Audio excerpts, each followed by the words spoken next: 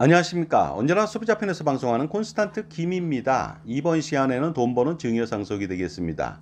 왜 이렇게 증여하십니까? 여기에 대해서 알아보도록 하겠습니다.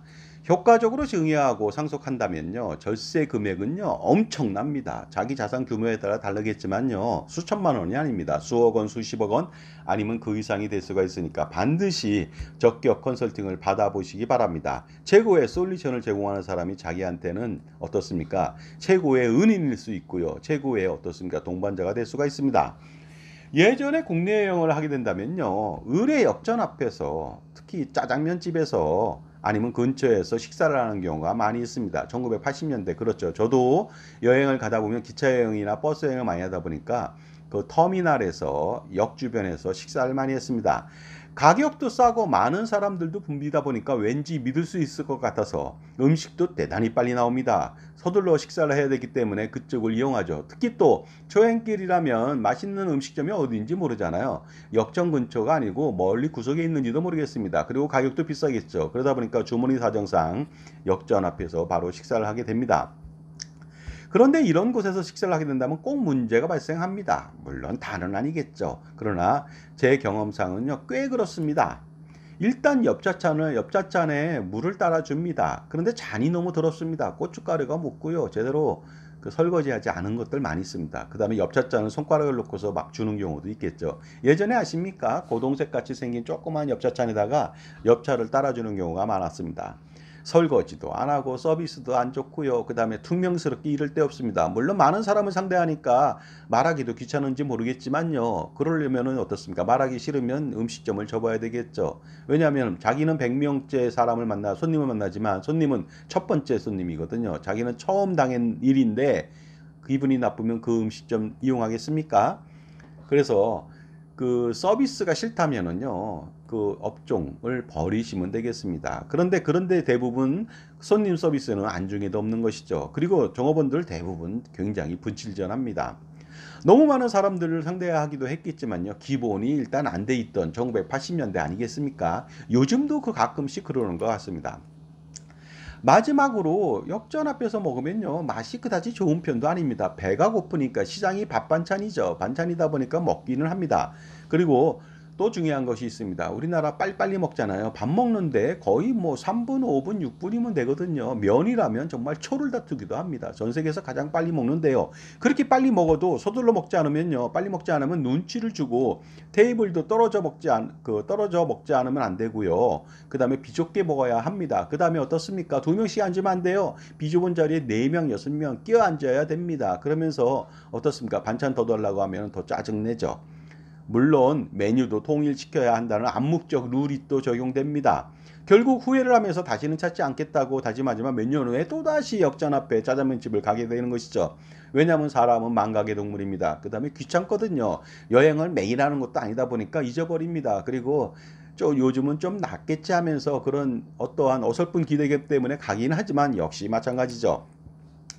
음식이야 잘못 먹으면 손해가 점심값하고 약간의 시간 손해, 그 다음에 입맛을 버리는 정도, 또는 뭐 정신적 피해를 입었다면 입을 수도 있겠죠. 그 정도입니다. 그런데 금융과 투자 그리고 절세를 잘못 컨설팅 받는다면 어떻게 될까요? 아마도 재산적 손실은요, 파멸적인 손실 수준을 넘어설지도 모르겠습니다. 수백억 원 손실 본 사람도 제가 봤거든요. 두고두고 한이 되지 않을 수 없겠죠. 증여를 잘못하면 평생 후회하게 됩니다. 그런데 증여는요, 잘못했다고 해서 후회로 끝나는 것이 아니라 재산적 손실을 반드시 봐야 된다는 점이죠.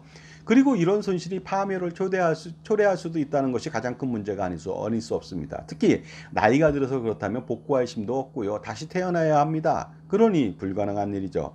따라서 어설픈 전문가의 조언을 또 받거나 아니면 인터넷 아니면 친구 등의 말만 믿고서 따라하다가 생긴 문제로 엄청난 손실을 보게 됩니다. 이것이 바로 뭐냐? 주택연금처럼 편한 것을 추구하다가 배보다 배꼽이 더 큰 이자를 물어야 되는 황당한 일을 겪는 것처럼요. 마찬가지가 되겠습니다. 편하게 쉽게 돈도 안 들이려고 하다가 이런 문제가 생긴 것이죠.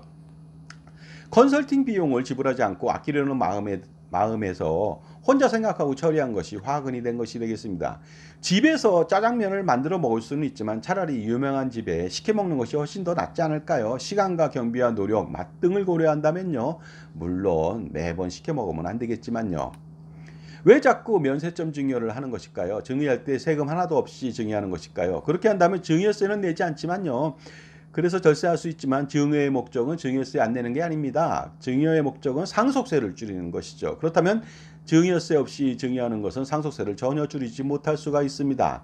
그러다 보니까 증여의 목적을 희석해서 잊어버리게 된다는 것이 되겠습니다. 그러다 보니까 어설픈 전문가의 조언으로 증여세만 줄이다 보면 상속세 폭탄을 피할 수가 없습니다. 또 그러한 상속세 절세를 확실하게 줄일 수 있는 기회를 영영 놓치게 되겠죠. 주택을 증여할 때 부담부 증여를 통해서 증여세를 절세하는 사람들도 많이 있습니다. 하지만 그렇게 증여한다면 양도세를 피할 수 없게 됩니다. 상속세 또한 많이 줄일 수 없게 되겠죠. 특히 부담부 증여로 수중이 있는 자녀들의 납세 대책이 전무합니다. 그러니 엄청나게 큰 손실이 아닐 수 없습니다. 결과적으로 부담부 증여한다면 양도 부분이 있습니다. 채무 멘탈로 채무가 빠지다 보니까 상속세가 늘어난다는 점, 그것이 가장 큰 단점이고요. 그 다음에 과세 당국에서 자녀가 과연 그 부채를 어떻게 상환하는지 집중 관리한다는 거 아니겠습니까? 왜 괜히 국가로부터 집중 관리를 받아야만 합니까? 그리고요, 이렇게 잘못 증여하는 경우 있겠죠. 부동산을 통으로 증여하는 경우도 있습니다. 하지만 이렇게 증여한다면 증여세도 많이 나오고요. 특히 건물분에 대한 증여로 쓸데없이 나중에 가격이 낮아지는 부동산을 비싸게 증여한 꼴이 되니까 절세에는 크나큰 도움이 되지 않거나 아니면 절세는 오히려 최악의 악재가 되겠죠. 왜냐하면요, 건물값은 떨어지는데 토지값은 늘어나는데 어떻습니까? 토지를 증여했어야 되는데 건물 떨어지는 것을 증여했으니 상속세 폭탄을 피할 수가 없습니다. 그리고 전체 부동산을 증여하게 된다면 더 큰 문제에 봉착할 수가 있습니다. 그 리스크를 피할 수가 없거든요. 세금을 줄이려고 부동산을 통으로 증여했는데 세금은 줄였습니다. 엄청나게 많은 돈을 넣어서 줄였죠. 그런데 목숨도 줄이는 결과가 나온다는 것 아니겠습니까? 지금까지 제 정보가 도움이 되신다면 무료 구독하고 좋아요 부탁드리겠습니다. 멤버십 회원가입을 통해서 동영상 프리미엄 서비스를 통해서 여러분 어떻습니까? 수억 내지 수십억 아니면 그 이상의 절세를 꼭 해보시기 바랍니다. 바로 부동산을 통으로 전체 다 증여한다면 증여 후 자녀들과의 네트워크가 약화되거나 단절된다는 점이 되겠습니다. 이것으로 인해서 세금은 줄일 수 있겠지만 줄이지 말아야 한 부부의 노후에 목숨도 줄이게 된다는 것이 되겠죠. 고독으로 인한 아니면 자산이 없어서 이빨 빠진 호랑이, 뒷방들그리 신세로 인한 목숨을 줄일 수 있는 그런 리스크가 많다는 것이 되겠습니다. 세상에 공짜가 있다고 믿으십니까? 만약 믿는다면 그는 부자가 아닐지도 모르겠습니다. 세상 물정을 모르고 어떻게 부자가 된단 말이죠.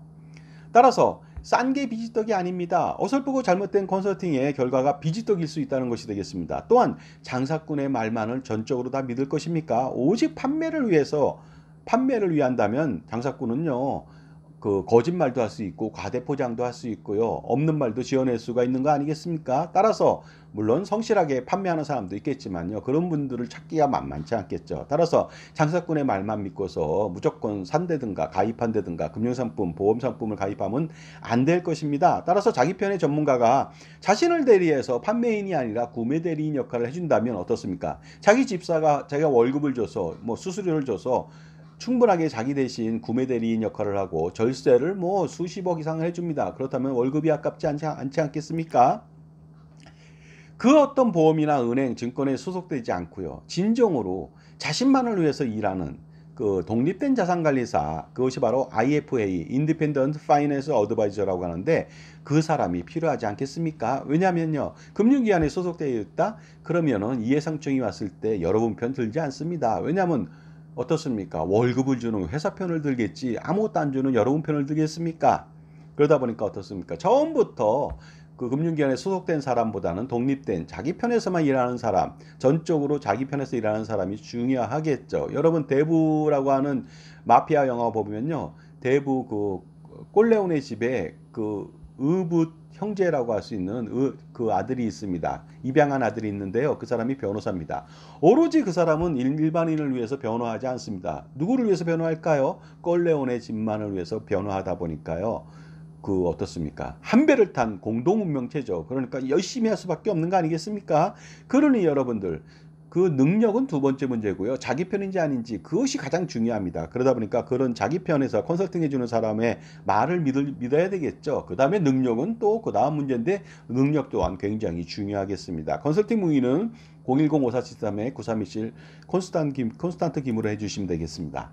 자산 관리라고 하는 것, 특히 자산이 많은 분들은요, 수십 가지 이상의 고민에 쌓여 있습니다. 왜냐하면요, VIP가 Very Important Person, 아주 중요한 돈 많은 사람이라는 뜻이 아닙니다. 저는 어떻습니까? Various Issue Possessor라고요. 엄청난 문제점을 안고 있는 사람이다. 그래서 제가 그 문제점을 해결해 주는데 앞장서고 있다고 보시면 되겠습니다. 그러다 보니까 이 많은 고민들 콘스탄트 김의 NGP 플랜을 한 방으로 해결할 수가 있습니다. 그렇게 된다면 할아버지, 아버지, 손자녀 100년 동안에 엄청난 금액을 절세할 수 있겠죠. 이 금액이 수천, 수억 원이 아닙니다. 수십억 원, 수백억 원, 수천억 원, 수조 원이 될 수가 있습니다. 그러니 여러분들 어떻습니까?